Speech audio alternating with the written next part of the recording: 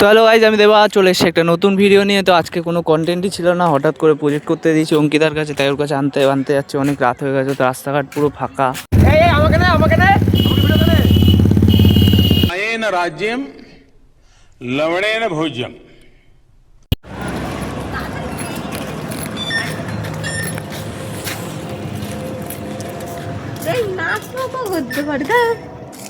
তোমরা হয়তো ভাবছো আবার কেন এসছি ওদের বাইরে, ওখানে তো ওর ফোন আমি নিয়ে চলে গেছিলাম ভুল করে, তো ফোনটাই আবার দিতে এসেছি। কি বলবো, মাথায় কি হয়ে গেছে জানি না। কিরকম গোয়েন্দা সেজে এসছিস কেন?